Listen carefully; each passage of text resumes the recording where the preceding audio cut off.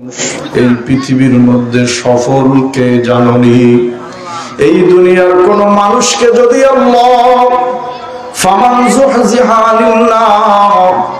আল্লাহ যদি এই দুনিয়ার কোন মানুষকে জাহান্নামের খাতা থেকে নামটা কেটে দেয়, ওয়াদখিলাল জান্নাহ, আর যদি কোন মানুষের নাম আল্লাহ জান্নাতীদের খাতার মধ্যে দিয়ে দেয়, ফাকাদ ফাযা ফাওজান আযীমা, তাহলে এই লোক চূড়ান্ত সফল হয়ে যায়।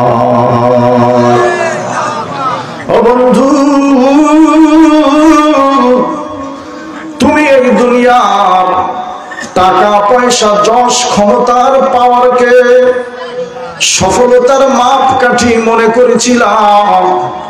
আল্লাহ বলে না, এটা সফলতা না, এটা কৃতকার্যতা না। যেই লোকটার নাম আল্লাহ জাহান্নাম থেকে কেটে দিছে, যেই লোকটার নাম আল্লাহ জান্নাতীদের মধ্যে দিয়ে দিছে, এই লোক সফল হয়ে গেছে। আপনি এখানে উপস্থিত,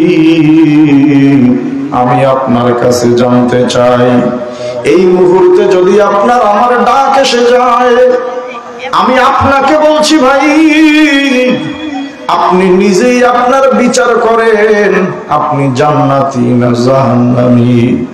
যারা জ্ঞানী তারা চোখের পানি ছেড়ে দিয়ে কয়, হুজুর আমার যে আমলের অবস্থা, আমার যে আখলাকার চরিত্রের অবস্থা, আমার যে অর্থনৈতিক অবস্থা, হুজুর আমি যদি নিজের বিচার নিজে করি, তাইলে আমি এখনো জাহান্নাম থেকে মুক্তি পাই নাই। হুজুর আমার বিচার যদি আমি করি, তাইলে এখনো আমি জান্নাতীদের কাতারে ঢুকি নাই। অথচ আমার একটা বাড়ি হওয়ার কারণে আমি মনে করি আমার চেয়ে সম্মানিত দামি এলাকার কেউ নাই। দুই ছেলে বিদেশে থাকে, মাসে 2 লক্ষ টাকা ইনকাম করে। আমি মনে করেছি আমার মতো সফল মনে হয় সমাজে একজনও নাই। আমি বড় শিক্ষিত হয়ে বড় চাকরি পেয়ে এখন অফিসে যাই, মানুষ আমারে সেলুট দেয় আর সালাম দেয়, বস বস আর স্যার স্যার, ভাইজান ভাইজান বলে সম্মান করে। আমি ভেবে নিয়েছি আমার চেয়ে দামি, আমার চেয়ে সম্মানিত এই সমাজে আর কেউ নাই। আল্লাহ কোরআনে বলে না, তুই আজকে একটু খোঁজ করে দেখ তো আমলের দিকে, দেখ তোর নাম জাহান্নামের তালিকা থেকে কাটা হয়েছে কিনা, তুই দেখ তোর নাম জান্নাতীদের কাতারে ঢুকলো কিনা। আমি আমার নিজের দিকে তাকায় দেখলাম না, আমার নাম এখনো জাহান্নাম থেকে কাটা হয় নাই। আমি মিলে দেখছি না, আমার নাম এখনো জান্নাতীদের কাতারে ঢোকে না। তাইলে তুই কিসের অফিসার? আল্লাহর কাছে 2 পয়সার দাম নাই। তাইলে তুই কিসের ধনী? আল্লাহর কাছে 2 পয়সার কোনো মূল্য নাই। তাইলে তুই কিসের বড় নেতা? আল্লাহর কাছে 2 পয়সার দাম নাই। বড় বন্ধু, উদাহরণটা আরো স্পষ্ট করে দেই, বোঝার জন্য বলছি। জামানার ইমাম হযরতে আবু হানিফা রাহমাতুল্লাহ আলাইহি তদানীন্তন সময়ে ছামন পৃথিবীর বড় আলেম। আল্লাহু আকবার। এই পৃথিবীর 200 কোটি মুসলমান তার অনুসারী। আল্লাহু আকবার। বুঝে থাকলে বলুন, দাম কম না বেশি? আরে বন্ধু, কত বড় আলেম দুনিয়ায় নাই। ইমামে আজম আবু হানিফা বাজারের মধ্যে দেয়া যাচ্ছে, এক যুবক ডাক দিছে, ও জামানার ইমাম, আনা তাকাল্লামু মাকা, আমি আপনার সাথে একটু কথা বলবো, তবে সাবধান, আপনি আমার কথায় রাগ করতে পারবেন না। ইমামে আযম আবু হানিফা রাহমাতুল্লাহ আলাইহি জামানার বড় ইমাম ডাক দিয়া কয়, যুবক, আমি একজন কোরআনের খাদেম, একজন আলেম। কোন আলেম কোনদিন জনগণের উপরে রাগ করে না, কারণ ওলামায়ে কেরাম যদি রাগ করে মানুষ যাবে কই? মানুষ আলেমদের কাছে আসে দুনিয়ার কোন স্বার্থের জন্য না, কথা বলেন না কেন? কোন আলেমের কাছে আসে কোন টাকার পয়সার জন্য না। মানুষ ওলামায়ে কেরামের কাছে আসে দ্বীন আর ইসলাম শেখার জন্য, আমল আর আখলাক শেখার জন্য। ও যুবক, আমি রাগ করবো না বাবা বলো। ওরে বন্ধু, অন্তরের কান লাগাম। ওই যুবক ভরা বাজারে দাঁড়াইয়া তামাম পৃথিবীর বড় হুজুর, হুজুর, ওই যে একটা কুকুর ঘুমাইয়া আছে, আমি আপনার কাছে জানতে চাই ওই কুকুরের দাম বেশি না আপনার দাম বেশি? বন্ধু, এলাকার কোন মেম্বার যদি ভরা বাজারে দাঁড়িয়ে বলতো আপনার দাম বেশি না কুকুরের দাম বেশি, মেম্বার রাগ হয়ে যাইতো। বলে কি? চেয়ারম্যান যদি বলতো, চেয়ারম্যান সাহেব, আপনার দাম বেশি না গরুর দাম বেশি, চেয়ারম্যানের লোকজন রাগ হয়ে যাইয়া তারে আঘাত করতো। কথা বলেন না কেন? যদি আমারই বলতো, হুজুর, আপনার দাম বেশি না গরুর দাম বেশি, আমি বলতাম, তোর মতো বেয়াদব তো এই সমাজে একটাও নাই। ইমামে আযম আবু হানিফা যে যত বড়, তার জ্ঞান তত বেশি। ইমামে আযম বুঝতে পারছে যুবক রহস্যজনক প্রশ্ন করছে। সামনের দিকে আগে কয়, বাবা, আমি তোর উপরে রাগ করি নাই, তবে যদি আমার মৃত্যু হয়ে যাইতো, মৃত্যুর পরে যদি তোর আর আমার সাথে সাক্ষাৎ হয়ে যাইতো, তোর প্রশ্নের সঠিক জবাব আমি দিতে পারতাম। যেহেতু আমি মারা যাই নাই,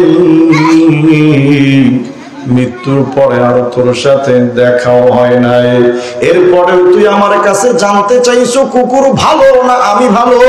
ও এলাকার ধনী, ও শিক্ষিত বাবা, ও বড় আলেম, ও নেতা নেত্রী, ইমাম আবু হানিফা রাহমাতুল্লাহ আলাইহি জবাব দেয়, যুবকরে, আমার যদি ইন্তেকাল হয়ে যায়, আল্লাহ যদি আমার জন্য জান্নাতের ফয়সালা করে, তাইলে যুবক, আমি তোরে লিখিত দিয়া দিলাম, আমার দাম বেশি। কিন্তু আল্লাহ না করুক, আমার যদি ইন্তেকাল হয়ে যায় আর আল্লাহ যদি আমারে জাহান্নামে দেয়, যুবক, তাইলে তুই এইখানে এই কুকুরের চেয়েও আমার দাম কম, কারণ ওর জন্য জান্নাত আর জাহান্নামের ব্যবস্থা নাই। ও মারা গেলে ও মাটি হয়ে যাবে, আল্লাহু আকবার। ওর কোনো হিসাব হবে না, নিকাশ হবে না। ও যদি দুনিয়ায় কোনো অপরাধ করে থাকে, অপরাধের শাস্তি গুতাগুতি মারামারি করে আল্লাহ ওরে মাটি বানায় দিবে। কিন্তু আমি এত বড় আলেম হওয়ার পরেও আমি যদি জাহান্নামে যাই, তাইলে আমার চেয়ে খারাপ আর কেউ নাই। ইমাম আযম ভরা বাজারে দাঁড়াইয়া যখন এই কথা বলেন, যুবক, উপস্থিত সবাই চোখের পানি ছেড়ে দেয়া কান্দে। কারে? জমানার বড় আলিম, জমানার বড় ইমাম যদি এই কথা বলতে পারে, তাহলে তোমার আর আমার অবস্থা কি? জাহান্নামের আগুন মাবুদ সইতে পারবো না,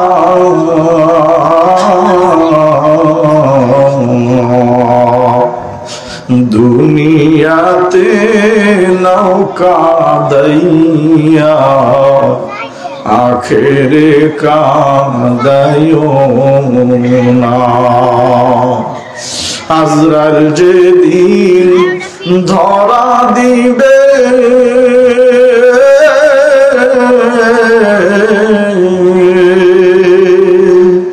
কবর মাজার শুইতে হবে, ওই কবরের ভীষণ আযাব সইতে পারবো না,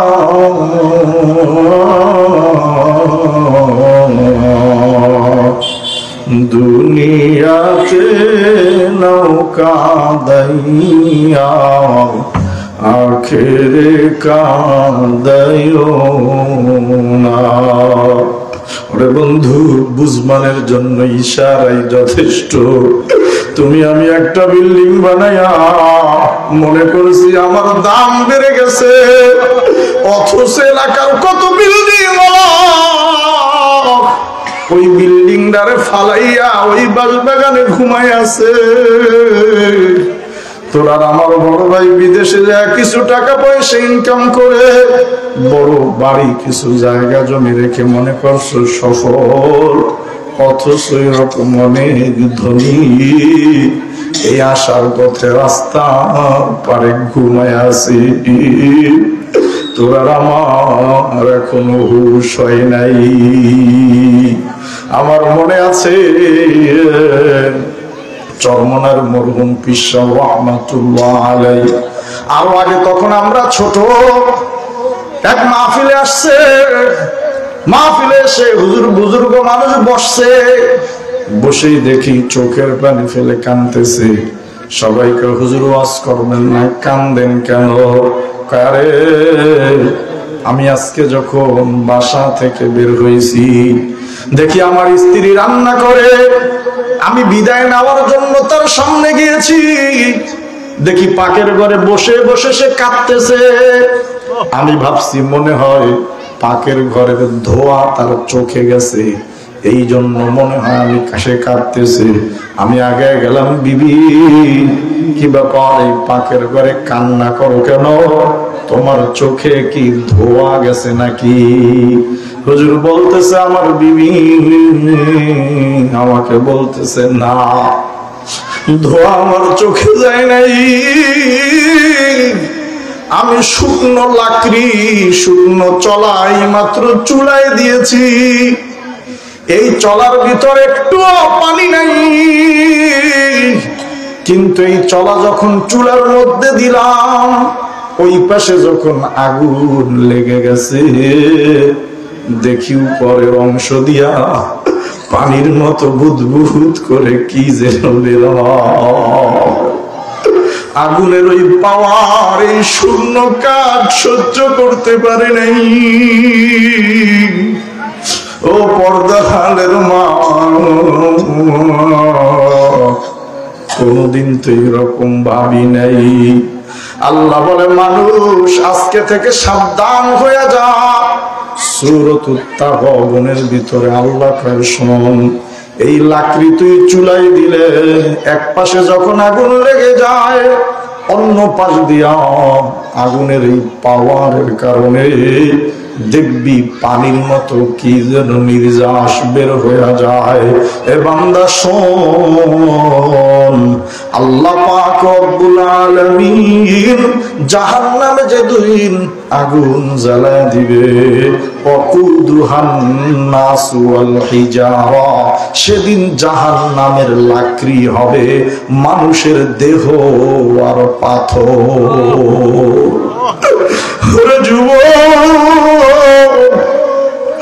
ভাই আমি কেমনে তোরে বুঝাই, আমার কথা না, আমার আল্লাহ কোরআনে বলে ইয়া আইয়ুহাল্লাযীনা আমানু কু আনফুসাকুম ওয়া আহলিকুম নারা। হে মুমিন, আজকে থেকে তুই নিজের বাঁচাইয়া নে, আজকে থেকে তুই নিজের রক্ষা কর। ওয়া আহলিকুম, আজকে থেকে তুই তোর পরিবারটারে বাঁচাইয়া নে। কারণ কি জানোনি? ওয়াকুদুহান নাসু ওয়াল হিজারা, আমি আল্লাহ যেদিন আগুন জ্বালাবো সে আগুনের ইন্ধন আর লাকড়ি হবে তোর দেহ, আর লাকড়ি হবে তোর পাথর। আর লাকড়িতে যদি আগুন লেগে যায় কত গরম, আর ওই শক্ত পাথরে যদি আগুন লেগে যায়, তোর আর আমার দেহে যদি আগুন লেগে যায়, আল্লাহ বলে বান্দা কেমনে সহ্য করবি? ওরে যুবক, আমি জানি তুমি আমার ওয়াজ বুঝবা না। আল্লাহ জানে মানুষকে এত বলার পরেও মানুষ বোঝে না। এই জন্য আল্লাহ তোমার আমার সামনের মধ্যে বিভিন্ন ঘটনাগুলো দেখাইয়া বুঝাইয়া দেয়, বান্দা আমার কাছে ফিরে আয়। এ তুই দেখ তোর জন্য জান্নাত না জাহান্নাম। আজকের এই মাহফিলেই তোমারে আর আমারে আল্লাহ বুঝাইয়া দিছে। কয় হুজুর কেমনে? তুই চোখের দিয়া তাকাইলে বুঝবি না, অন্তর্দৃষ্টি দিয়া আজকের এই স্টেজের দিকে তুই তাকা, তোর সব কিছু ক্লিয়ার হয়ে যাবে। তুই তো অন্তর দিয়া এই মসজিদের সামনের এই প্যান্ডেলের দিকে তাকা, আল্লাহ বলে তোর কাছে সব কিছু ক্লিয়ার হয়ে যাবে। কয় হুজুর বুঝি নাই। কয় 13 বছর এই মাহফিলে বুঝাইয়া দিছি। এই স্টেজে এলাকা যত মুরব্বীরা ছিল, ও যুবক তুই ডানে বামে তাকায়া দে, এই মুরব্বীরা অনেকে আজকে এই জায়গায় নাই। তুই আজকে এই মাহফিলের একটু প্যান্ডেলের দিকে চোখটা ঘুরা। গত বছর আগের বছর তোর দাদাই মাহফিলে ছিল। আজকে ডানে বামে তাকায় দেয়, কত মুরব্বীরে দেখা যায়, তোর দাদা আজকে এই মাহফিলে নাই। এই মাহফিলে গত বছর আগের বছর আসছো, তুই তোর বাবা চাচার সাথে নিয়ে আসছো। মাহফিল শেষ হয়ে গেছে, বাবা চাচা সামনে হাঁটতেছে, তুই পিছনে পিছনে গেছো। তোর বড় চাচা তোর জন্য রাস্তায় দাঁড়ায় ছিল। এ আব্দুল্লাহ কই? এ যুবক তুই এখন একটু এই জায়গার দিকে তাকা, দেখবি এই জায়গা অনেক মুরব্বীরে দেখা যায়, তোর চাচা এখন এই জায়গায় নাই। ও যুবক, মাহফিলটা শেষ হয়ে বাবারে সাথে নিয়ে বাড়িতে গেছো, তুই এই মাহফিলের দিকে তাকা, কিছুক্ষণ পরে মাহফিল শেষ হয়ে যাবে, তোর বাবা এই মাহফিলে নাই। ওরে বন্ধু, তোর বাবার কথা ছাড়া তোর ফ্যামিলি চলে নাই। আজকে বাবা নাই, পরিবার চলছে। তোর বড় চাচার ছাড়া তোর পুরো বাড়ি চলে নাই। আজকে তোর চাচা নাই, 5 বছর বাড়ি ঠিকই আছে। আল্লাহ বলে বান্দারে, যে যেই পাওয়ার আর ক্ষমতা নিয়ে আসুক না কেন, সব কিছু নিঃস্ব হয়ে যায়। তুই নিজেকে সব কিছু থেকে সেভ কর। এই যে পাশে মসজিদ কি সুন্দর, গত জুমা তুমি পড়ছো, এর আগের জুমা তুমি ওই জায়গায় গিয়েছো। ও যুবক, আমিও ঢাকায় আমার বাকশাহী মসজিদে জুমা পড়াই। এক যুবক ভাই প্রায় 2 বছর দেখি ওই কোনায় বসে, ওই কোনায় আর ওই কোনায় আসে দেরি করে, পাশে বসা যারে পাই গল্প গুজব করে। গত রমজানের পরে আমি মসজিদে ঢুকছি, দেখি যুবক একদম আমার পা বরাবর সামনে বসা। টানা 3 জুমা আমার সামনে বসে জুমার নামাজ পড়ে আর ধ্যান দিয়া কথা শুনে। 3 জুমা পরে আমি ডাক দিছি, কি ব্যাপার ভাই রে, এই 2 বছর এই কোনায় ওই জায়গায় নামাজ পড়েছেন, মন চায় মসজিদে আসছেন এই 3 জুমা ধরে, একদম আমার সামনে বসেন, কারণ কি? ওরে যুবক ভাই, ধনী মানুষ, বড় লোক মানুষ, হুজুর এটা আমাদের এলাকা, বাপসা সারা 5 জন আগে মসজিদে আসছি, যেই জায়গায় মনে চায় ওই জায়গায় বসছি, মানুষরে মানুষই মনে করি নাই, ক্ষমতা আছে, পাওয়ার আছে, লোকবল আছে, আমরা মাতবরের লোক। হুজুর এই যে 3 মাস আগে আমার বাপসার মধ্যে ছোট জন ওই যে কোনায় নামাজ পড়তো, হুজুর আপনি না জানাজা দিয়ে দিছে? আমি বললাম হ্যাঁ, ওই মাতবরের জানাজা তো আমি দিছি। ওই যুবক আমার কই, হুজুর আমি চাচা, ছোট চাচা মারা যাওয়ার পর আমি যেই দিনই মসজিদের মধ্যে ঢুকি, পুরো মসজিদ আমার কাছে কেমন যেন খালি খালি লাগে।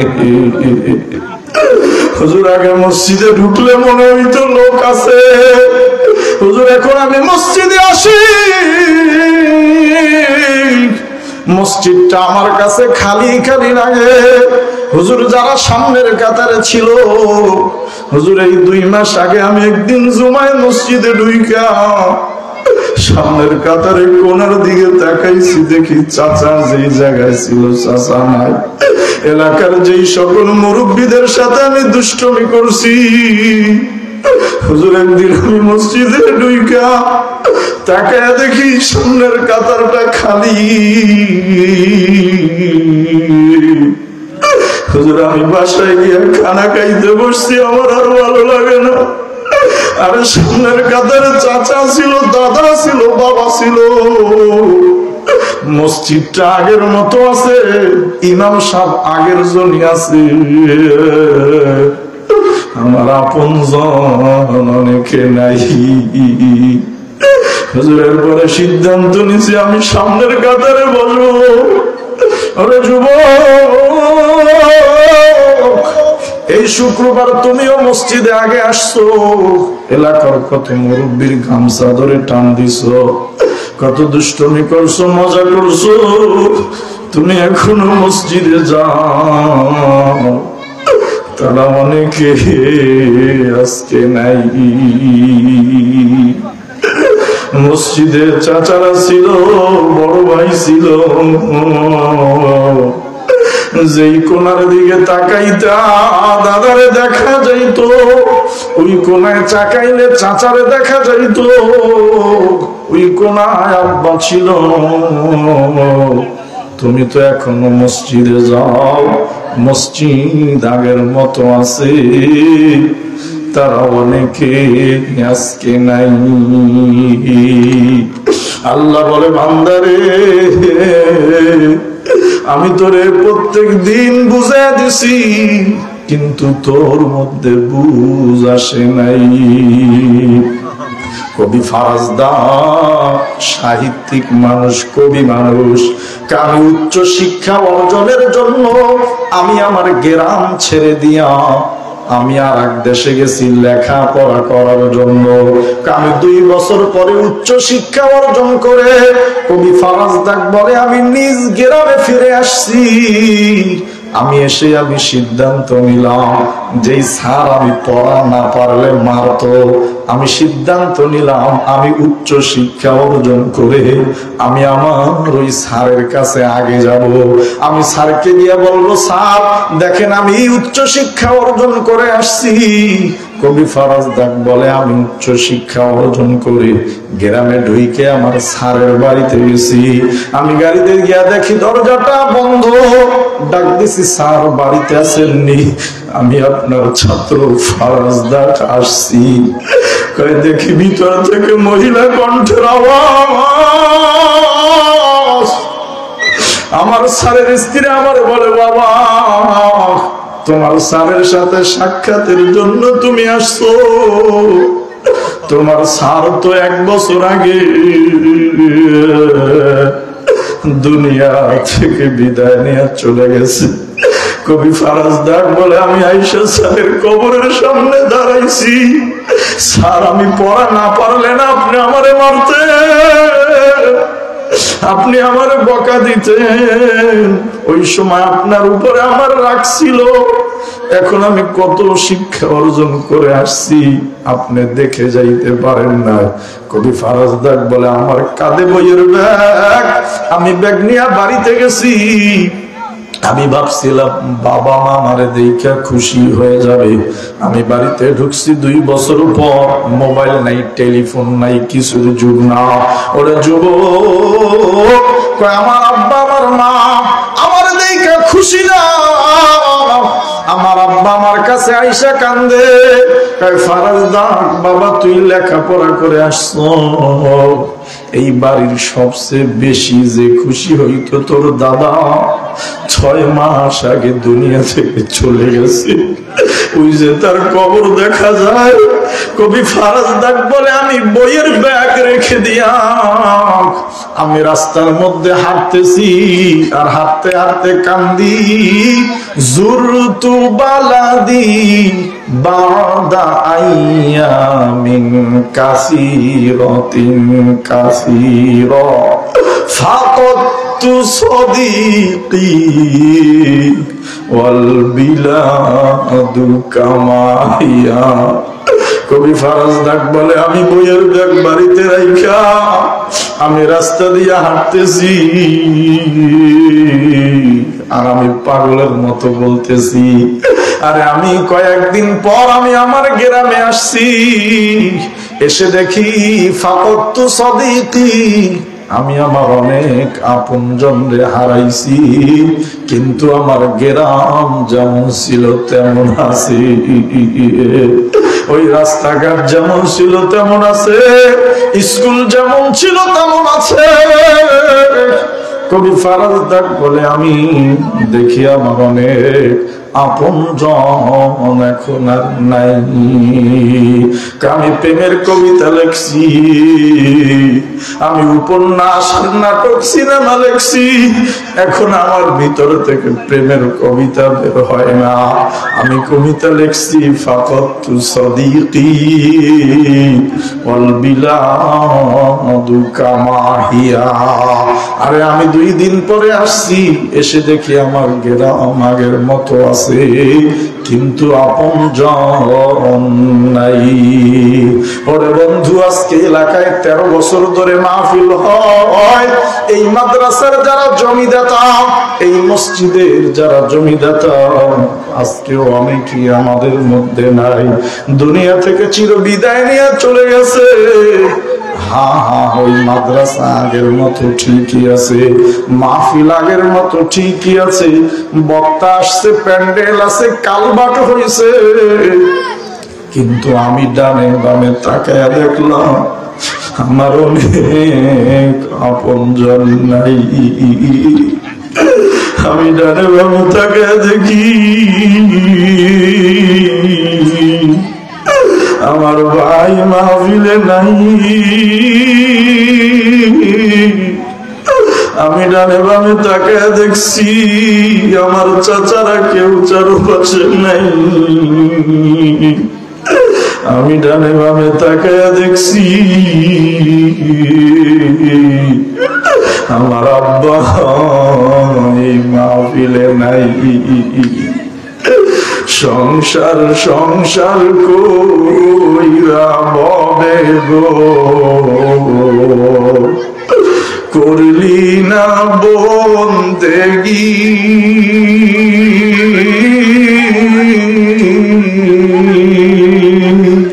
কিভাবে কাটাইবি মনরে কবরের জিন্দেগি রে, ওরে জীবন গুনায় গুনায় গেল রে, নিঃশ্বাসের বিশ্বাস কইরা গো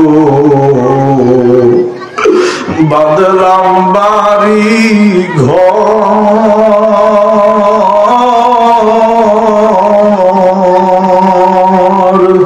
কোন দিন জানি আজরাইল আইসা রে, সবই করে পরে ওরে জীবন গুনায় গুনায় গেল রে। ছেলে মেয়ের মায়ায় পইরা গো, ডাকলি না মাওলা রে,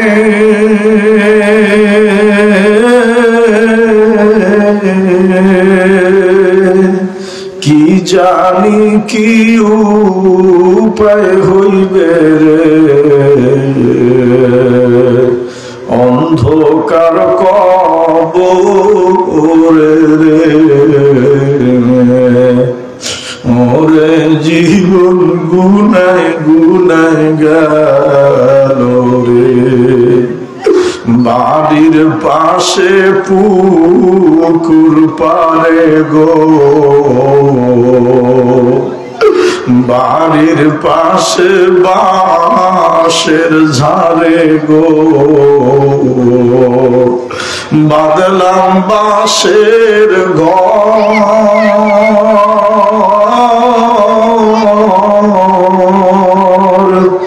ভাইও নাই তোর বান্ধব নাই রে,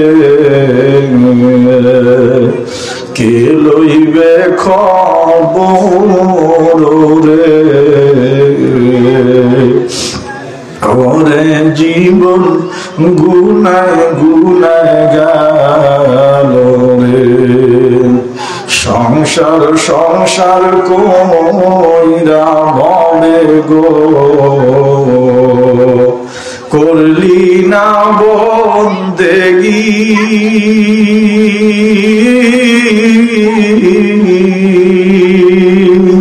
কিভাবে কাটাইবি মনরে,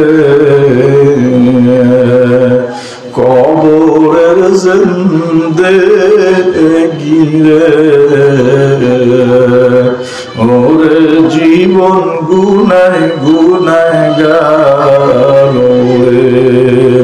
এই জন্য আল্লাহর রাসূল এই কোরআনের আয়াতের সাথে মিল রেখে সাহাবীদেরকে, ও আমার সাহাবীরা, এ তোমাদের মধ্যে জ্ঞানী কে জানোনি?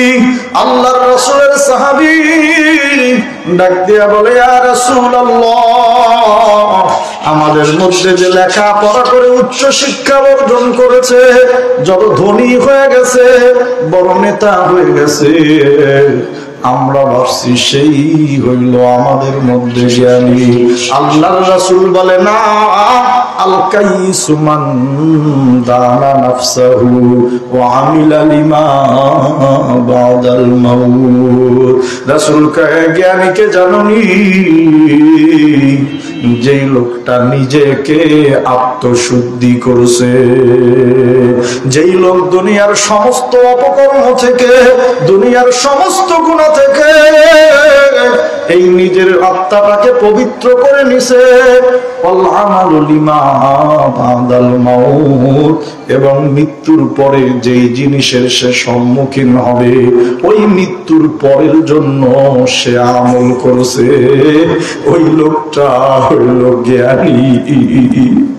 ওরে বন্ধু, এই জন্য বুজুর্গানে দিনেরা তাকায় দেখবা, দুনিয়ার কোন যশ খ্যাতি পাওয়ারের পিছনে কোনদিন পড়ে নাই, সাদাসিধা জীবন যাপন করে দিছে। তুমি তারে দেইকা হাসছো আর উপহাস করছো, আরে এই হুজুর দেখি দুনিয়া বৈরাগী, এই পীর সাহেব বুজুর্গ দেখি দুনিয়ার কোনো আকর্ষণ নাই, সে জানে যে দুনিয়া দুনিয়া করে এই লোকটা হলো আহাম্মক আর নির্বোধ। রাসূল বলে, আর ওই জ্ঞানী হলো সে যে নিজের বাঁচায়া নিছে। ওরে বন্ধু, জ্ঞানী হলো সে আমিলা লিমা বাদাল মাউত, মৃত্যুর পরে যা তার সামনে আসবে সেই জন্য সে আমল করেছে। এখন আমি আমার দিকে তাকায় দেখলাম না মৃত্যুর পরের জন্য আমার কোনো আয় নাই, মৃত্যুর পরে আমার কোনো ইনকাম নাই, আমার যত চিন্তা ভাবনা যত চেষ্টা মেহনত সব দুনিয়ার জন্য। কথা বলেন ঠিক কিনা? মানুষের অবস্থা দেখলে মনে হয় সে মনে হয় মারাই যাবে না। কথা বলেন না কেন? 24 ঘন্টা শুধু দুনিয়ার কাজ আর দুনিয়ার কাজ, আখিরাতের জন্য তার কোনো সময় নাই। আল্লাহ বলে না, যদি আখিরাতের জন্য সময় দিতে পারো তাইলেই তুই সফল কাম হয়ে যাবি। আল্লাহু আকবার। হুজুর বুঝলাম নিজেকে আত্মশুদ্ধি করতে হবে। এখন আমাদের মধ্যে স্বভাব হয়ে গেছে নিজের পরিশুদ্ধ না, আমরা আরেকজনের নিয়ে পড়ে আছি। কথা বলেন ঠিক কিনা? রাসূল বলে তুই আজকে থেকে আত্মসমালোচনা কর। আমাদের সমাজে এখন আর আত্মসমালোচনা নাই, আমাদের সমাজে হয়ে গেছে এখন পর সমালোচনা। কথা বলেন ঠিক কিনা? মাইকম্যান কই? মাইকম্যানের দিকে আসো। আল্লাহু আকবার। রাসূল বলে না এটা সফলতার মাপকাঠি না। হুজুর তাইলে সফলতার মাপকাঠি কি? আল্লাহ পাক রব্বুল আলামিন কোরআনের মধ্যে এই আয়াতের ব্যাখ্যা আল্লাহ আবার আরেক আয়াত দিয়ে দেয় সূরাতুল আলা। আল্লাহ পাক রব্বুল আলামিন কয় শোন, 3টা কাজ যেই লোক এই দুনিয়ায় করতে পারবে ওই লোকটাই এই দুনিয়া এবং আখিরাতে সফল হয়ে যাবে। লিল্লাহি তাকবীর। মাইকম্যান কই? মাইকম্যান। আল্লাহু আকবার। হুজুর 3টা কাজ কি? এই 3 কাজ বলে ইনশাআল্লাহ ওয়াজ শেষ করে দিব। থাকবেন তো ইনশাআল্লাহ? থাকবেন তো ইনশাআল্লাহ? লিল্লাহি তাকবীর। আপনাদের কষ্ট হচ্ছে নি? মাইকম্যান কই? হ্যাঁ, বারবার বাড়ি খাচ্ছে না মাইকটাই? কথা বলতে কষ্ট হচ্ছে। মাইকম্যান এদিকে আসো। গভীর মনোযোগ। বন্ধু আল্লাহ এখন প্রশ্ন, হুজুর তাইলে সফলতা আসবে কেমনে? হুজুর কোন কোন আমল করলে সফল হয়ে যাব? হুজুর আজকে আমাদেরকে একটু বাতলে দেন। আল্লাহ পাক রব্বুল আলামিন বলে শোন, قد أفلح من تزكى وذكر اسم ربه فصلى بل تؤثرون الحياة الدنيا हर घड़ी देने को तू तैयार है, जो ना मांगे उससे तू बेजार है। अल्लाह बोले बांदारे আমি তোরে সহজ করে জান্নাতের রাস্তা বাতলে দেই, তুই সহজ পথে হাঁট, কঠিন পথে যাস না। জান্নাতে যাওয়ার সফল হওয়া সহজ। এই দুনিয়ায় যতদিন তুই জীবিত থাকবি, হোস নারী কিংবা পুরুষ, 3টা আমল এই দুনিয়া আজকে থেকে করবি। আমি আল্লাহ তোর গ্যারান্টি দিয়ে দিলাম, তুই পাক সাফ হইয়া জান্নাতের মেহমান হয়ে যাবি।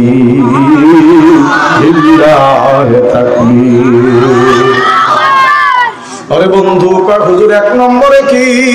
আল্লাহ বলে কদ আফলাহা মান তাযাক্কা। 1 নম্বর ওই লোকটা সফল যে নিজেকে পরিশুদ্ধ করে নিয়েছে। আল্লাহু আকবার। আপনার মধ্যে পরিশুদ্ধতা আসছেনি?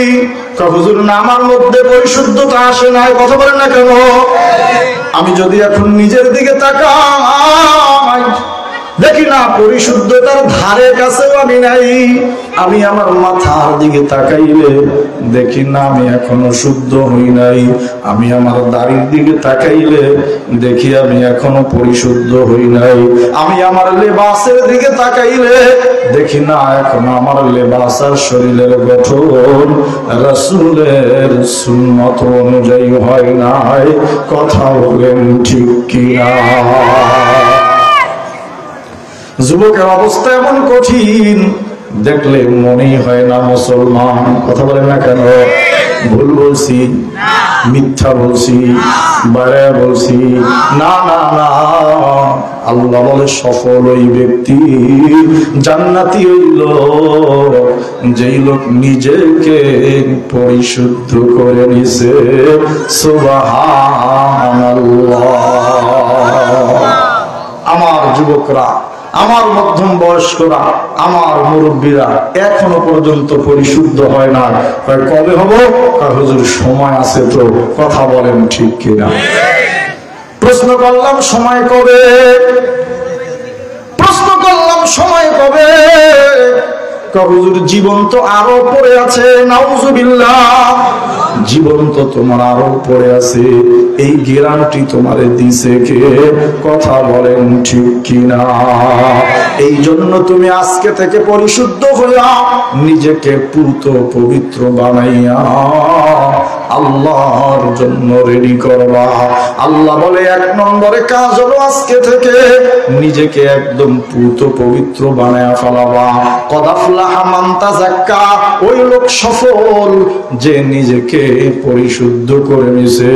2 নম্বর আল্লাহ কোরআনে বলেন ওয়া যাকারা ইসমা রাব্বিহি, ওই লোকটা সফল যার জবান আল্লাহর জিকির দিয়া ভরে থাকে।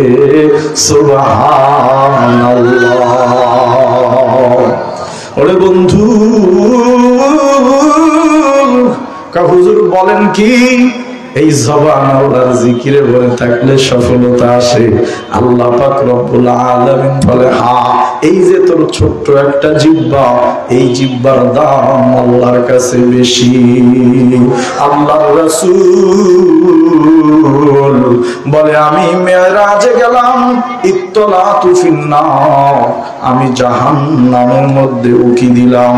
ফারাইতু আকসার আহলিহা আন-নিসা, আমি জাহান্নামের মধ্যে উকি দিয়া দেখি অধিকাংশ হইল নারী।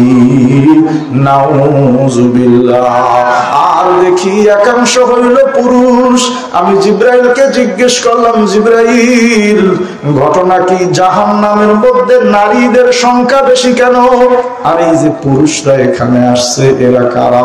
জিবরাইল জবাব দেয়, ইয়া রাসূলুল্লাহ, জাহান্নামের মধ্যে আপনি নারীদের সংখ্যা বেশি দেখছেন, এবং যেই সকল পুরুষদেরকে দেখেছেন এদের অধিকাংশ 2টা কারণে জাহান্নামে আসছে। রাসূল বলে, কারণ 2টা কি? জিবরাইল জবাব দেয়, জিরমুহা কাবীর অজুরমুহা, জিরমুহা সগীর অজুরমুহা কাবীর। হে রাসূল, মানুষের 3.5 হাত বডির মধ্যে ছোট্ট 2টা অঙ্গ আছে, আকার আকৃতিতে খুব ছোট, কিন্তু এর অপরাধ বড় ভয়ঙ্কর। 1 নম্বরে হলো জিহ্বা, 2 নম্বরে লজ্জাস্থান। আল্লাহু আকবার। আল্লাহর রাসূল ডাক দিয়া বলে, জিবরাইল, আমি জাহান্নামে আসছি, জাহান্নামে ঢুইকা দেখলাম নারীদের সংখ্যা বেশি। কারণ কি? আর যেই সকল পুরুষদেরকে জাহান্নামে দেখলাম, এরা অধিকাংশ জাহান্নামে আসছে কেন? জিবরাইল জবাব দেয়, রাসূল, জিরমুহা সগীর অজুরমুহা কাবীর। এই পুরো দেহের মধ্যে যত অঙ্গ প্রত্যঙ্গ আছে, 2টা অঙ্গ আকার আকৃতিতে ছোট, কিন্তু এর অপরাধ বড় ভয়ঙ্কর। এর ভিতরে একটা হলো জিহ্বা। হে রাসূল, এই জিহ্বার অপরাধের কারণে এই অধিকাংশ নারী এবং অধিকাংশ পুরুষ জাহান্নামী। ওরে বন্ধু, এই হাদিস 2013-তে যখন পড়লাম অবাক হয়ে গেছি। আরে আমার পুরো দেহ বডি হিসাবে ঠিক আছে, জিহ্বার কারণে জিহ্বা দিয়া মুখে একটা জিনিস দিয়া বুঝতে পারি ভালো না মন্দ। কথা বলেন না কেন? ঝাল না টক না মিষ্টি এটা অনুভব করি দেহের মধ্যে দেই, এই জন্য আমার দেহটা সুস্থ আছে। আল্লাহর রাসূল কয় জিবরাইল এই জিহ্বার কারণে মানুষ জাহান্নামে। কয় হ্যাঁ, আমি গবেষণায় লেগে গেছি। ওরে বন্ধু, এখন মিলায় দেখছি ঠিক আমি আগে কোরআনের দিকে যাই নাই, আগে হাদিসের দিকে যাই না, বাস্তবতায় মিলায় দেখলাম ঠিক। আরে কেউ যদি কাউরে ভাই ভাই রে একটা আঘাত করে কয় ঘুষে যায়, কিন্তু তুই জিহ্বা দিয়া এমন আঘাত করলি মৃত্যু পর্যন্ত এই গা ঘষে না। কথা বলেন ঠিক কিনা? মুরব্বী কান্দে, মুরব্বী কান্না করেন কেন? কারণ আমার বন্ধু আমার এমন কথা বলছে, দাদিয়া দুইটা কোপ দিত দুঃখ নাই, জিহ্বা দিয়া এমন আঘাত দিছে মৃত্যু পর্যন্ত ওই আঘাত ঘুষবে না। এই জিহ্বার দাম অনেক বেশি। আল্লাহ বলে যদি সফলতা চাও ওয়াদাকার আসমা রব্বি, তুই 24 ঘন্টা তোর রবের জিকির কর। এই জিকির করবি জিহ্বা দিয়া না, তোর জবানে এখন জিকির নাই, তোর জবানে আছে পরের সমালোচনা। কথা বলেন ঠিক কিনা? তোর জবানে আছে গালি, তোর জবানে আছে মিথ্যা, তোর জবানে আছে অশ্লীলতা আর বেহায়াপনা। এই সমস্যায় আবাল বৃদ্ধা বনিতা যুবক তরুণ মুরব্বী আছে না নাই? ওরে বন্ধু, আল্লাহ তোমার আমার জান্নাত দিতে চায়, এই জন্য জিহ্বাটারে কন্ট্রোলে নিয়ে আয়। তুই আজকে থেকে তোর জিহ্বাটারে আল্লাহর জিকিরে ভরা দে। যদি আল্লাহর জিকিরে তোর জিহ্বা চলতে থাকে, রাসূল বলে দুনিয়ায় লাভ হইল দুইটা। এই জিহ্বা যখন আল্লাহর জিকিরে ভরে যাবে, তখনই তোর জিহ্বার দাম আল্লাহ বাড়ায় দিবে, তোর মুখের লালার দাম আল্লাহ বাড়ায় দিবে, তোর মুখের দাম এত বেড়ে যাবে, তখন তুই তোর এই জবান দিয়া একটা কথা বলবি, আল্লাহ সঙ্গে সঙ্গে কার্যকর করে দিবে। তোর এই থু আর ছাপের দাম বেড়ে যাবে, তুই পানিতে ফু দিবি, এর বরকত আল্লাহ বাড়ায় দিবে। এই ওয়াজে এখনকার যুবকরা বুঝবে না, মুরব্বীরা সাক্ষী দেন 30 বছর আগে এদেশের যত ঔষধ ছিল, যত রোগ ছিল, সমস্ত রোগের ঔষধ ছিল আলেম ওলামার মুখের ফুৎকার। কথা বলেন ঠিক কিনা? আমার এই 32 বছর বয়সে আমি দেখছি গাছে ফল হয় না, যা হুজুরের কাছে পানি পড়া নিয়ে আয়। আমরা গিয়া মাগরিবের পরে দাঁড়াইছিলাম, কথা বলেন না কেন? এই পুকুরে মাছ হয় না, কয় যা হুজুরের কাছে যা পানি পড়া নিয়ে আয়। বাচ্চা কাঁদতেছে, কয় যা হুজুরের কাছে যাও। হুজুর কি একটা পরে ফু দিয়া দিছে, এখানে যত সন্তান উপস্থিত তোর আমার রোগগুলো ভালো হয়ে গেছে। ওরে যুবক, এখন আমি গবেষণা করে দেখছি, আরে ওই ওলামা ইকরামের জবানের পাওয়ার ছিল, আমার এখন পাওয়ার নাই কেন? ওই ফুরার সাফের বরকত ছিল, এখন আমার নাই কেন? আমি মিলায় দেখছি তাদের জবান পর সমালোচনায় ছিল না, তাদের জবানে মিথ্যা আর অসত্য ছিল না, তাদের জবানে সুগুল করেছিল না, তাদের জবানে গালি আর অশ্লীলতা ছিল না। যেই জায়গায় যাইতো তসবিটা হাতে নিয়ে আল্লাহর জিকির করতো। আল্লাহ বলে যখন ওই জিকির করতে করতে ওর জবানটা আমার জিকির দিয়া ভরে ফেলছে, তখন তার জবান আর তার নিজের জবান থাকে না, আমি আল্লাহ কুদরতি জবানে পরিণত হয়ে গেছে। তখন বান্দা যেই আমারে ডাক দিছে, আমি আল্লাহ ওর ডাকে সাড়া দিছি। হুজুর প্রমাণ আছে না মন করা কথা? আল্লাহ সূরা বাকারায় কয় না মন করা না, ফালকুরুনি আযকুরকুম, বান্দা তুই আমারে স্মরণ কর, আমি আল্লাহ তোরে স্মরণ করব। উদউনি আস্তাজিব লাকুম, বান্দা তুই আমারে ডাক দে, আমি তোর ডাকে সাড়া দিব। ওরে বন্ধু, ওই জবান এখন আর আমাদের মাঝে নাই। যুবকের মুখে 24 ঘন্টা গালির আওয়াজ, গানের আওয়াজ, অশ্লীলতার বেপনার আওয়াজ। মুরব্বীর জবানে এখন গালি শোনা যায়। না না না না, এই জীবন আজকে থেকে বাদ। যদি জান্নাতি হইতে চাও, আল্লাহ বলে ওয়াযাকারুসমা রাব্বিহি, রবের জিকির করে জবানটা ভিজায়া নাও। রাসূল বলে আমি জাহান্নামে গিয়া দেখি মানুষ, ও জিবরাইল কারণ কি কয়? কারণ জিহ্বা। বন্ধু এই জিহ্বার অনেক দাম, তুমি আমি বুঝি নাই। আল্লাহ বলে তোরে জিহ্বা দিছি, এইটার উপরে আমি হুকুম দিছি আমারে ডাকবি। তুই গালি দিলি কেন? মিথ্যা কথা বললি কেন? মিথ্যা সাক্ষী দিলি কেন? পরের বিরুদ্ধে তুহমাত আর অপবাদ দিলি কেন? পরের মেয়ে পরের ছেলের বিরুদ্ধে অপবাদ দিলি কেন? এই জন্য তো এই জিহ্বা তোরে আমি দেই নাই। এই জিহ্বার অনেক দাম, এই জিহ্বা দিয়া বিচারক রায় দিছে, এই জন্য একজনের ফাঁসি হয়ে গেছে। এই জিহ্বা দিয়া তুই একটা মেয়ের 2 জনের সামনে কবুল বলছিলি, শুধু একবার বলছো কবুল, ওই হারাম মেয়েটা তোর জন্য হালাল হয়ে গেছে। আবার প্রিয়তম স্ত্রীর 3 বার বলছো তালাক, এই জিহ্বার কারণে আজীবনের জন্য তালাক হয়ে গেছে। এই জিহ্বা দিয়ে একবার কালিমা পড়ছিলি, ওই কালিমার কারণে এখন মানুষ তোরে মুসলমান মনে করছে। এই জিহ্বা দিয়ে একবার কালিমা পড়ার করার কারণে আল্লাহ তোর জন্য জান্নাতের গ্যারান্টি দিছে। সাবধান, এইটার অন্য কাজে লাগাইস না। আল্লাহ জিকির দিয়া যতদিন দুনিয়ায় আছো জবানটারে ভরে রাখিস। আমি আল্লাহ তোরে জানায়া দিলাম, মৃত্যুর সময় কালিমা নসিব হয়ে যাবে।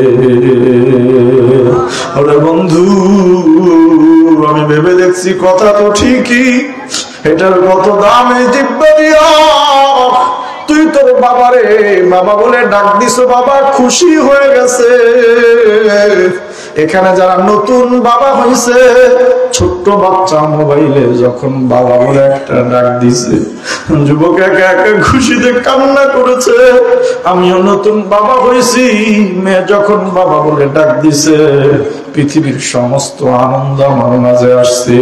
আমি আমার এখন মায়েরে মা বলে ডাক দেই, মা খুশি। বাবারে বাবা বলে ডাক দেই, বাবা কত খুশি হয়ে যায়। কিন্তু তোর বাড়ির পাশে একজন বোবা আছে, ওর জিহ্বা আছে, আল্লাহ জিহ্বার উপরে হুকুম করে নাই। এই জন্যই বাবা কোনদিন মায়ের একবার মা কয়ে ডাক দেয় নাই। ওর মনে কষ্ট আছে, তুই জানো না। একদিন ওই বাবাই কোনদিন বাবারে বাবা বলে ডাকতে পারে নাই, ওর মনের মধ্যে কষ্ট আছে। ওই বাবা কোনদিন বড় ভাইরে ভাইকে একটা ডাক দিতে পারে নাই। বড় ভাইয়েরও কষ্ট আছে, বাবারও কষ্ট আছে। এই জন্য তোর জিহ্বার দাম আল্লাহর কাছে বেশি। ওরে বন্ধু, কেমনে তোমার বুঝাই? ও পর্দার আলের মা, কেমনে তোমার বুঝাই? আমার কথা না, আল্লাহর কোরআনের কথা। নম্বর তোর আমল হলো আজকে থেকে জিহ্বাটা জিকির দিয়া ভরে দিবি। ওই বাবা তুই ছেলেরে ছেলে কইয়া ডাক দাও, মেয়েরে মেয়ে বলে ডাক দাও। তোর বাড়ির পাশে একটা বোবা লোক আছে, আজ পর্যন্ত কোনোদিন নিজের ছেলের মেয়েরে একটু বাবা বলে ডাক দিতে পারে নাই। অনেক বড় নেয়ামত। ওরে বন্ধু, কত গান কত উপন্যাস তুই শিখলি, দুনিয়ার কত পণ্যের দাম তুই জানলি, বললি জিহ্বা দিয়া, কিন্তু এই জিহ্বা দিয়ে আল্লাহর কোরআনটা পড়লি না। আমি জানতে চাই, তুই যদি এত প্যারাগ্রাফ মুখস্থ করো, এত লসাগু কষাগু অঙ্ক জানো, এত ফিজিক্সের বই পড়ো, এত কেমিস্ট্রির বই পড়ো, পৃথিবীর সমস্ত অন্তত বাংলাদেশের 100 লেখকের কবিতা পড়ো, আমি জানতে চাই জিহ্বা আল্লাহ তোরে দিছে, ওই জিহ্বা দিয়ে কি একদিনের জন্য আল্লাহর কোরআন তোর পড়তে মনে চায় না? ওরে বন্ধু, ওই ব্যবস্থাই মাদ্রাসায় করে দিছে। 20 বছর আগে এলাকায় একটা শুদ্ধ তেলাওয়াতওয়ালা সন্তান পাওয়া যাইত না। আজকে এই মাদ্রাসাগুলোর কারণে এই এলাকায় এখন আলেম ওলামা আছে না নাই? আমি আসার পরেই তো দেখলাম এই মসজিদের ইমাম সাহেব নাকি এলাকার, আলহামদুলিল্লাহ বলেন। আমার আগে যে ছেলেটা উপস্থাপন করলো, ওই ছেলেটা এলাকার। ও বলছে এই মাদ্রাসা না হইলে আমি আজকে এই জায়গায় থাকতাম না। এই কোরআনের মক্তব্য হয়ে গেছে। ও মুরব্বী, জীবনে অনেক সময় অনেক কাজে গেছে, এখন দেখি জিহ্বা আল্লাহর কোরআনে ব্যয় করা যায়নি। ও যুবক, দুনিয়ার কত শিক্ষা তুমি অর্জন করেছো, তুমি কি কোরআনের শিক্ষাটা অর্জন করছো নি? অন্তত আল্লাহ কোরআনটা দিয়ে তোমার জিহ্বা ভিজাইছো নি? উত্তর হলো হুজুর না, আমি এর ধারে কাছে নাই। ওরে বন্ধু, না না না, এই কামারপাড়া নুরানি মাদ্রাসা, এখানে ছোট্ট বাচ্চারা আল্লাহর কোরআন পড়ে, আল্লাহর কোরআন শেখে। আল্লাহর রাসূল সাল্লাল্লাহু আলাইহি ওয়াসাল্লাম বলেন, যেই লোক আল্লাহর কোরআন শিখলো, ওর সিনা আল্লাহর কাছে এত দামি, কবরে রাখার পরে মাটি ওই সিনা কোনোদিন খায় না। এর দাম আল্লাহর কাছে বেড়ে যায়, কত বেড়ে যায়। আল্লাহ রাসূল সাল্লাল্লাহু আলাইহি ওয়াসাল্লাম বলে, এই কোরআনের কারণে আল্লাহ পাক রব্বুল আলামিন তার দাম বাড়ায়া এই কোরআনকে ওই বান্দার জন্য কিয়ামতের দিন শাফিআন ওয়া মুশাফফা, কোরআনের সুপারিশকারী বানায়া দেয়। সুবহানাল্লাহ। সুতরাং আজকে থেকে জিহ্বাটারে কদর করো। আল্লাহু আকবার। যতদিন তুমি আছো, আজকে থেকে গালাগালি বাদ, কথা বলেন না কেন? এরকম গালাগালি এখনো মুরব্বীদের জবানে আছে না নাই? কথা বলে। ঘরে ছেলে আছে, মেয়ে আছে, নাতি পর্যন্ত বিবাহ করাই দিয়েছে, এখনো পর্যন্ত মুখের ভাষা ঠিক হয় নাই। কথা বলেন ঠিক কিনা? আজকে থেকে পরিবর্তনের দরকার আছে না নাই? কাউর পরিবর্তন হবে কি? আমার গ্রামে চায়ের দোকানে এখন টিভি দিয়ে দিছে, কথা বলেন না কেন? মুরব্বী সকাল বিকাল যাইয়া কাউয়ার মতো টিভি দিকে চাইয়া থাকে। কথা বলেন ঠিক কিনা? আমার এলাকায় আছে এক রাজা মেয়ার চার দোকান, কথা বলে না, রাজা মেয়ার চার দোকান। উনি রাত্রিবেলা মালা ইসা বিক্রি করে। তো আমার এক মুসলিম আরেক একদিন এসে বুঝলো রাত্র বাজে 11টা। এই শীতকালে রাত্রে 11টা অনেক রাত না? কথা বলেন না কেন? হুজুর আসেন আজকে একটু চা খাওয়াই নিয়ে এসি আপনার। তা আমার দিন কাজ নাই, আমি গেছি। আয় আয় যাই দেখি রাজা মেয়ার দোকানে কোনো লোকজন নাই, সে বড় একটা পাতিল নিয়ে বসে রয়েছে। তা আমি এখনো পর্যন্ত পুরো যাই না, দূর থেকে তাকাই দেখলাম কম পক্ষে 60-70 বছর হবে, দুইজন মুরব্বী চাউলের বস্তার উপরে চিত্রায় শুয়ে রয়েছে। তা আমি বলছি, কি রে চাউলের বস্তাটা মরা গেল নি? তা আমি তো অনেক ইমাম সাহেব, কথা কেন?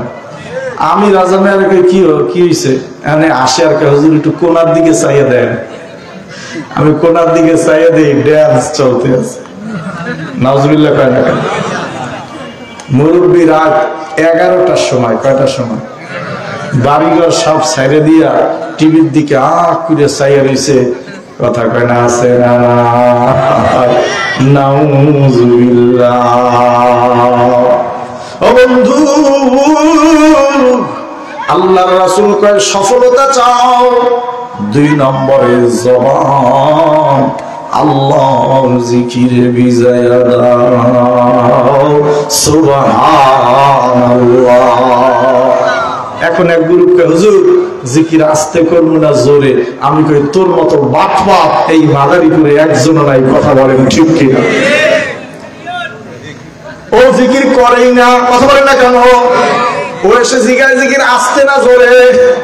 আমি কই তোর যেমনে মনে হচ্ছে এমনে করবি। আল্লাহু আকবার। এই জাতীয় বাটপাত চাটুকার আমাদের সমাজে আছে না? রমজান মাসের তারাবির আজান হয়ে গেছে, আমি রুম থেকে নামাজে যাব বাকি 15 মিনিট। 2টা যুবক ছেলে কলেজে পরে ঢুকছে। এই হুজুর একটা প্রশ্ন। আমি কি হুজুর কোন তো তারাবির নামাজ 20 রাকাত না 8 রাকাত? তা আমি তো বুঝছি ওদের ধান্দাটা কি। আমি কই 20 না 8 পরে বলবো, আসেন আগে নামাজটা পড়ি। আমি গাড্ডারে পাক দিয়ে হুজুর একটু পরে আসতে আছি। কথা এই কি আর আসবে? আসতে কোন বুঝেন না আমার কথা? এ নামাজ পড়তে আসছে না বাটপারি করতে আসছে? এই জাতীয় লোক আমাদের সমাজে আছে না? না ওরে বন্ধু, যদিও হাসির চলে বললাম এক হুজুর জিকির আসতে না জোরে? আমি কই জিকির আসতে হোক জিকির জোরে হোক, করবি কার জন্য? লিল্লাহি তাকবীর। আল্লাহ বলে শেষ কথা, আখিরি কথা, আওয়াজ নাই।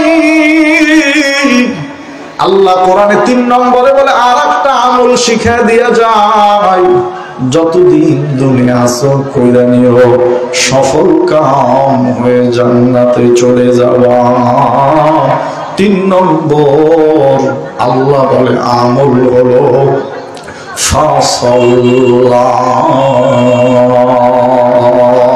এই দুনিয়ায় যতদিন আছো নামাজের বয়স হয়ে গেলে সাবধান, নামাজ ছাইরো না। আল্লাহু আকবার। ওরে বন্ধু, হুজুর বলেন কি? আমি বলি না, আল্লাহ সূরাতুল আলার মধ্যে তুই যদি সফলতা চাও তাহলে 3 নম্বরে সাবধান হয়ে যা, আজকে থেকে নামাজ ধর। আল্লাহু আকবার। জীবনে কোনোদিন নামাজ ছাড়িস না। হুজুর ছাড়লে ক্ষতি কি? আল্লাহর রাসূল বলে লা সালাতা লিমান লা আমানাতা লা ওয়ালা আমানাতা লিমান লা ঈমান লা। যেই লোকের নামাজ নাই, নামাজের প্রতি অবজ্ঞা, ওই লোকের আমানত নাই। যেই লোকের আমানত নাই, ওই লোকটার ঈমানও নাই। চিৎকার মেরে বলুন নাউজুবিল্লাহ। একদিন নামাজ পড়লি না, ধরা হবে তুই অসুস্থ।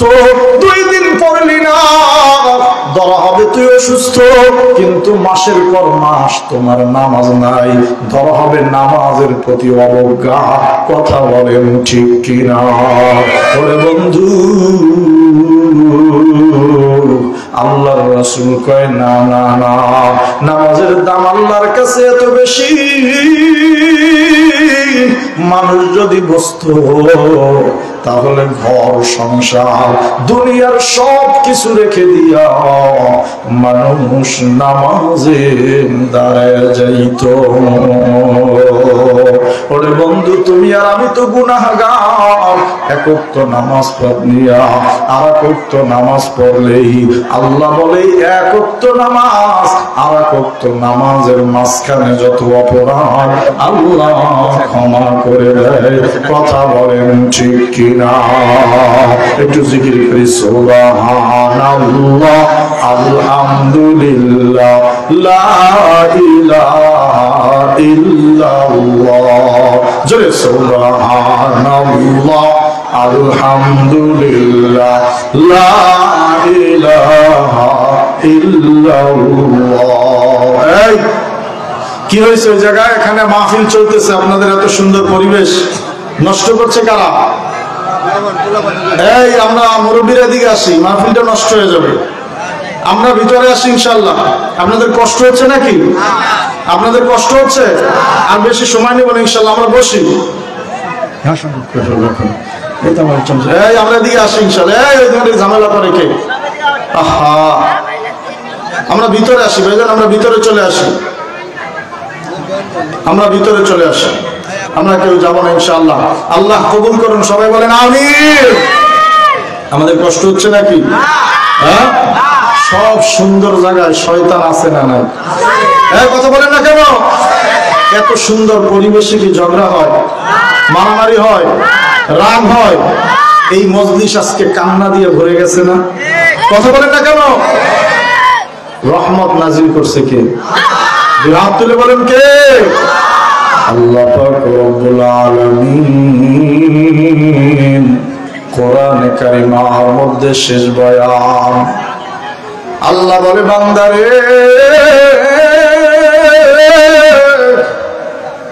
তোদের জীবনের শেষ কাজ হইল সালাত। আল্লাহু আকবার। হুজুর বলছে কে? আল্লাহর রাসূল বলে আমি বলছি। কানা আখিরু কালামি রাসূলিল্লাহি আসসালাহ আসসালাহ। আল্লাহর রাসূল বলে ও দুনিয়ার মানুষ, আমি রাসূলের জীবনের শেষ বাণী হইল নামাজ নামাজ। আল্লাহু আকবার।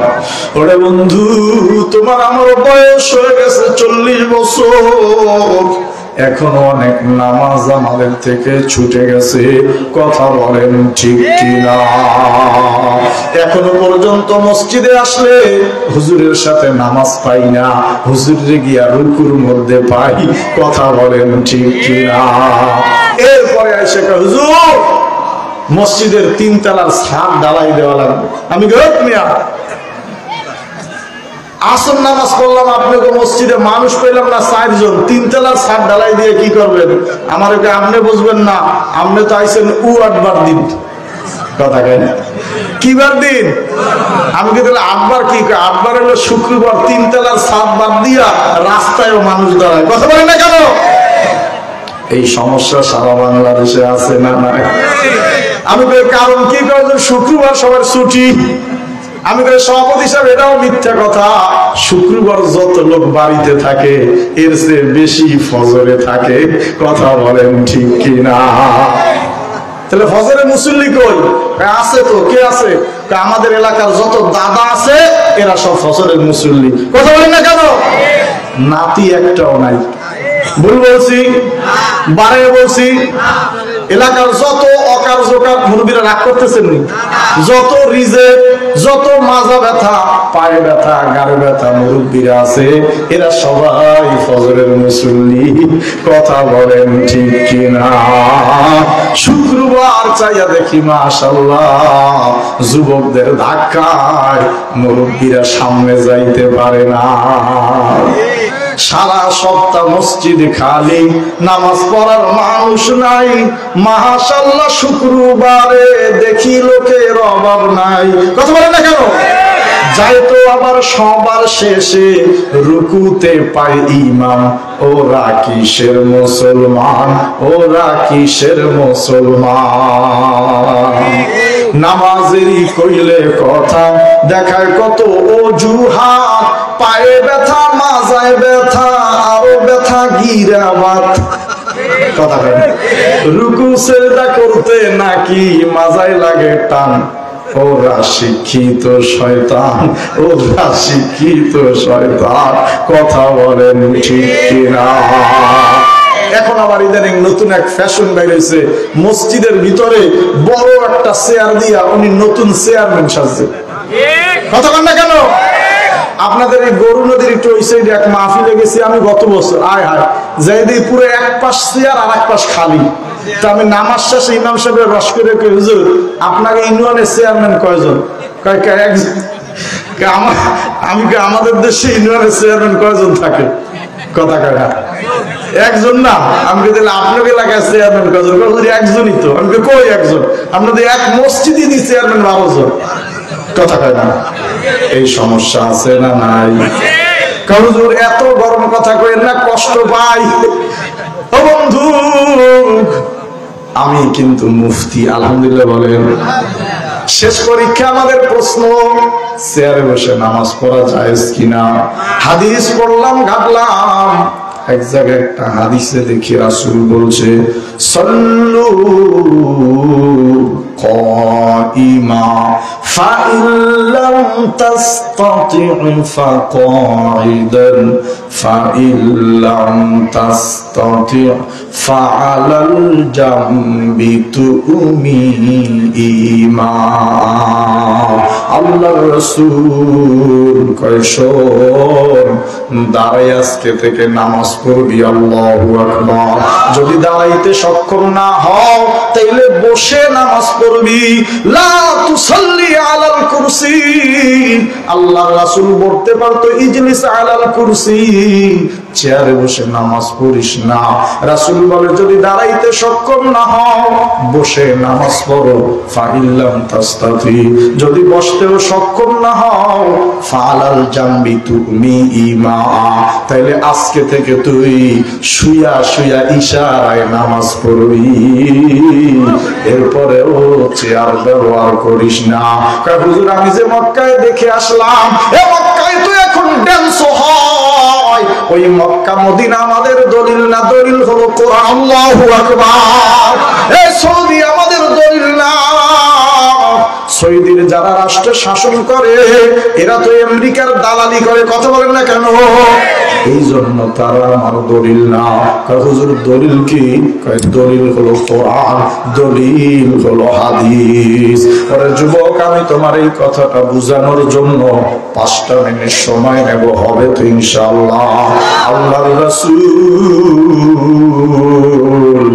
বুধবার দিন অসুস্থ হয়ে গেছে।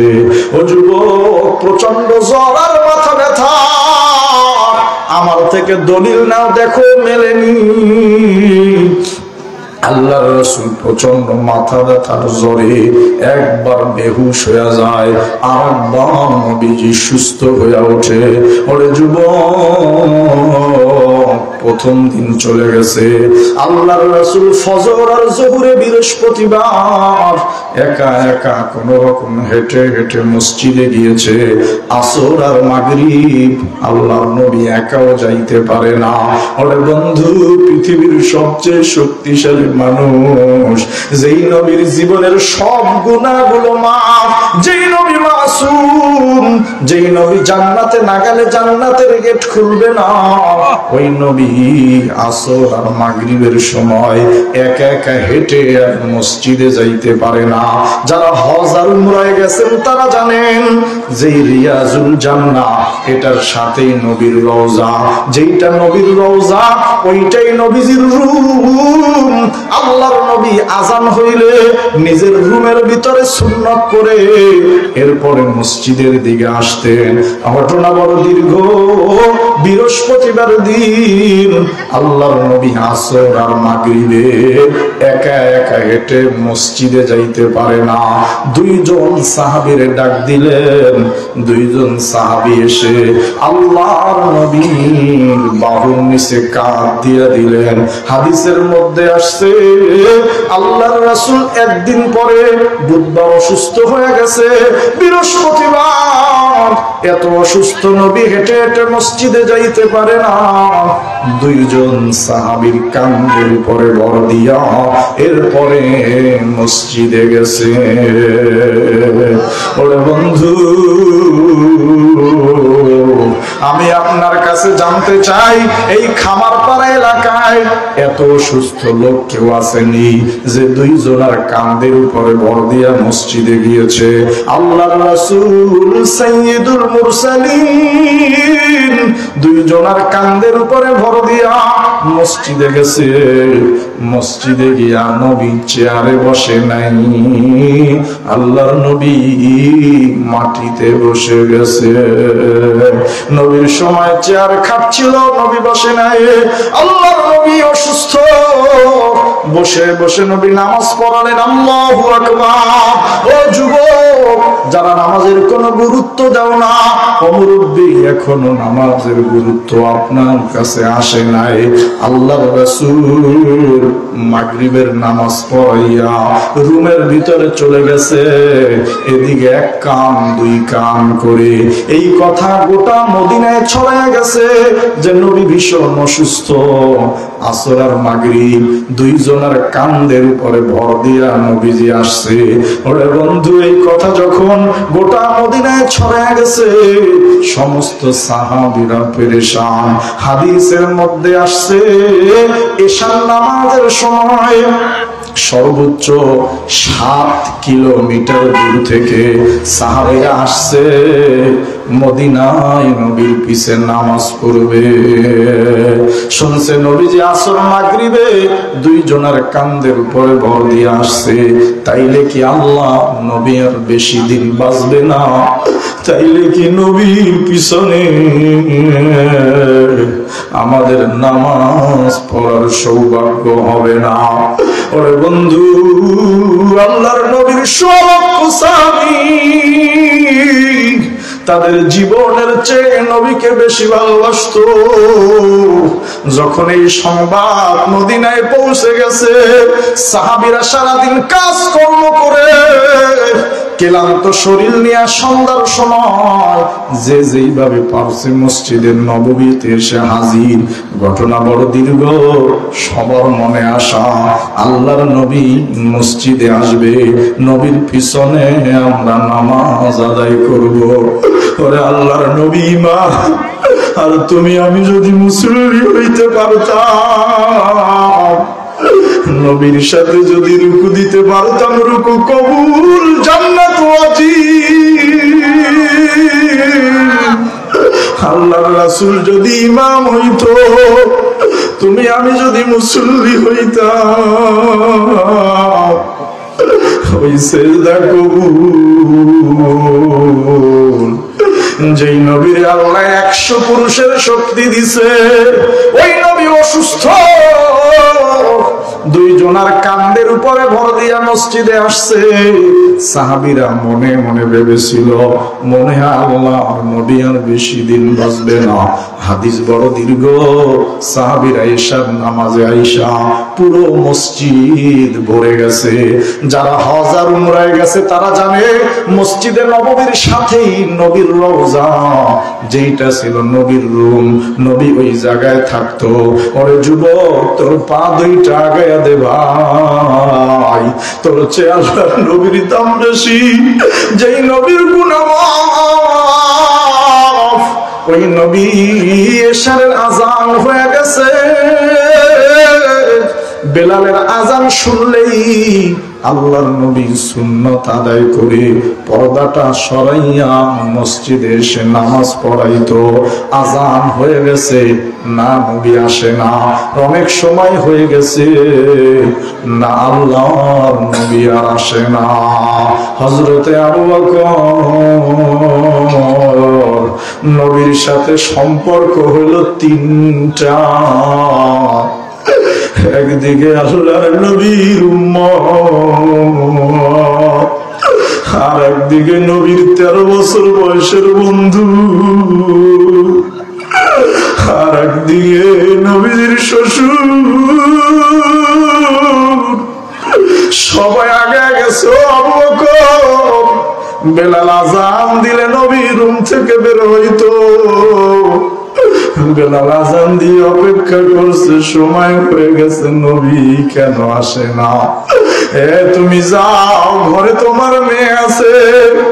হযরতে আবু বকর বলে, আমি আস্তে আস্তে রুমের মধ্যে গেলাম, ডাক দিলাম, আয়েশা রে, নবীর অবস্থা কি? সাহাবীরা সবাই আসছে নবীর পিছনে নামাজ পড়বে।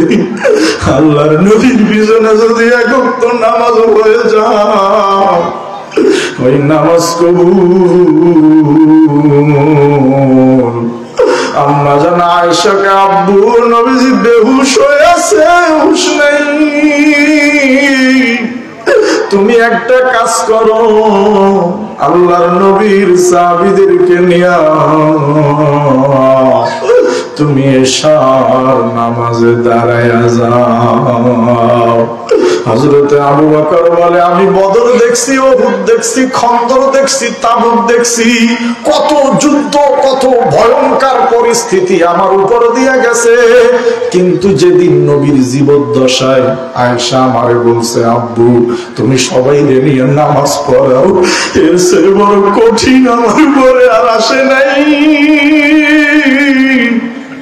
আমি ঘর থেকে বের হইলাম, সাহাবীরা সবাই আগায় আসছে, আবু বকর রুমের ভিতর থেকে কি জবাব আসছে দাও।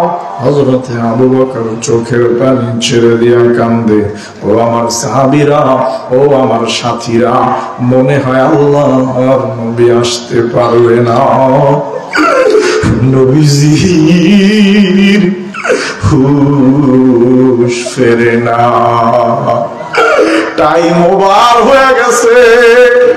আবু বকর তুমি আমাদের নেতা, যাও যাও যাও নামাজে দাঁড়ায়া যাও। হযরতে আবু বকর আল্লাহর নবী যেই জায়গায় দাঁড়ায়া ইমামতি করতো, ওই জায়গায় গিয়া যখন আল্লাহু আকবার বলে দাঁড়াইছে, পুরো মসজিদে কান্নার আওয়াজ। আরে নবী তো এখনো দুনিয়ায় আছে, আমাদের মাঝে নাই, নামাজ শুরু হয়ে গেছে। ও মাদারীপুরের বন্ধুরে, অন্তরের কান লাগাও, নামাজ এক রাকাত হয়ে গেছে। ঠিক এই মুহূর্তে আল্লাহর রাসূলের হুশ ফিরে আসছে। আল্লাহর রাসূল সজাগ হইয়া আম্মা জান আয়েশাকে বলতেছে, আয়েশা রে, এখন কোন নামাজে রক্ত চলতেছে?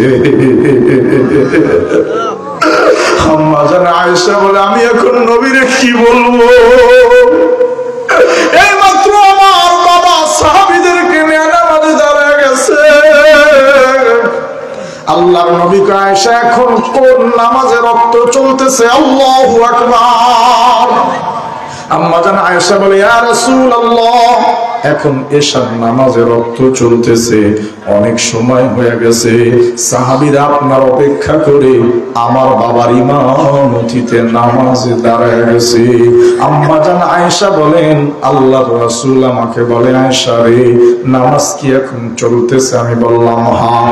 আয়েশা, আমার মাথাটা একটু উঁচু করে ধরো আর পর্দাটা সরাইয়া দাও, আমি আমার উম্মতের নামাজের দৃশ্য দেখি। আম্মা জান আয়েশা বলে, নবীর মাথাটা আমি আমার উরুর উপরে উঠাইয়া জানলার পর্দা সরাইয়া দিলাম। আল্লাহর নবী তাকা দেখি, সাহাবীরা কাতারবদ্ধ হইয়া নামাজ পড়তেছে। আরে বন্ধু, এ হাদিস যেদিন পড়ছি সারা রাত কাঁদছি। আমার নবী নামাজের দৃশ্য দেখে কাঁদতেছে। আম্মা জান আয়েশা বলে, আমি রাসূলের চোখ মুছা দেই আর বলতেছি, ইয়া রাসূলুল্লাহ, আপনি নামাজের দৃশ্য দেখে কাঁদেন কেন? আপনি কি খুশি হন নাই? আল্লাহর রাসূল আমার জবাব দেয়, আয়েশা রে, এই নামাজ প্রতিষ্ঠা করতে গিয়া বদরের যুদ্ধে আমার কত সাহাবী জীবন দিছে। আয়েশা রে, এই নামাজ প্রতিষ্ঠা করতে গিয়া উহুদের ময়দানে একজন আর দুইজন না, বেঈমানরা আমার ৭২ জন সাহাবীরে শহীদ কইরা দিছে। আয়েশা রে, তুমি জানো না উহুদের ময়দানে নামাজ প্রতিষ্ঠা করতে গিয়া বেঈমানরা আমার ছোট চাচারে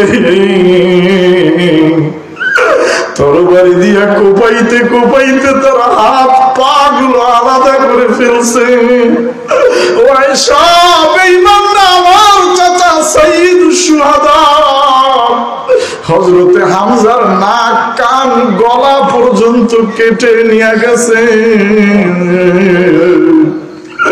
ওরে যুবক, নামাজের কারণে এখন কেউ তোরে একটা পিটান দেয় না। এখানে যারা হজ করছে উমরা করছে সবাই রে জিগা, ওদের 2018-তে আমি উহুদের ময়দানে গেছি। নবীজির ছোট চাচা সাইয়্যিদুশ শুহাদা হযরতে হামজার কবরের পাশে যখন দাঁড়াইছি, আমি বাঙালি মুসলমান, আমি হাত তুলে দোয়া করতেছি। আমি চারদিকে তাকায় দেখি বিভিন্ন রাষ্ট্রের নারী পুরুষরা আমার সাথে মোনাজাত ধরছে। আরে যুবক,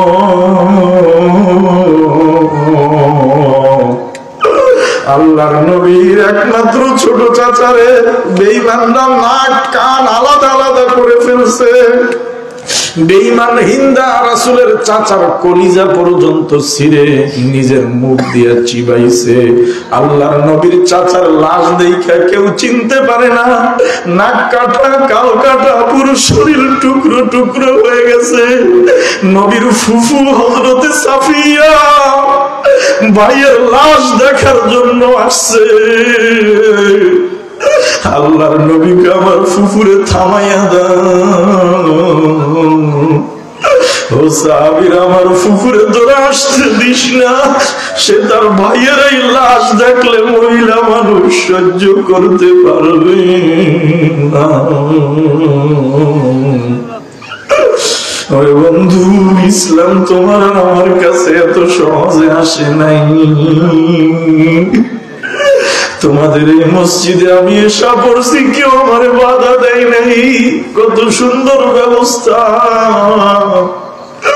এই মাদ্রাসায় কত নুরানির সন্তানরা কোরআন পড়ে, কেউ বাধা দেয় নাই। ইসলাম তোমার আমার কাছে এত সহজে আসে নাই। আরে বন্ধু, আজকে তোর দিনের জন্য জীবন দেওয়া লাগে না, ইসলামের জন্য এখন তোর কিছু কোরবান করা লাগে না। এই নামাজ পড়লে মাদ্রাসা করলে কেউ তোরে বাধা দেয় না। আল্লাহর নবী কোরআন শিখার জন্য 10 জন হাফেজরে পাঠাইছিল। ইতিহাস পড়ে দেখো, আজকে না আজ থেকে 1450 বছর আগে নবীর সেই 10 জন সাহাবীরে কাফেররা পাহাড়ের মধ্যে নিয়ে তীর মাইরা মাইরা মেরে ফেলছে। ওই কাফেলা, আজকের এই কাফেলা, ওই ওলামায়ে কেরামের প্রতিনিধি আজকের ওলামায়ে কেরাম, ওই মসজিদের নববীর মসজিদ আজকের এই মসজিদ, ওই মসজিদের নববীর পাশের মাদ্রাসা আজকের এই মাদ্রাসা। আল্লাহু আকবার।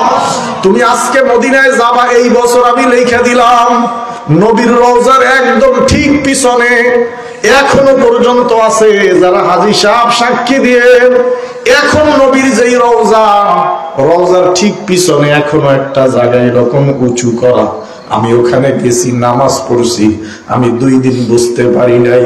3য় দিন গাইডকে জিজ্ঞেস করছি কি ব্যাপার, নবীর রওজার পিছনে পুরো মসজিদ সমতল, এই জায়গাটা এরকম উঁচু কেন?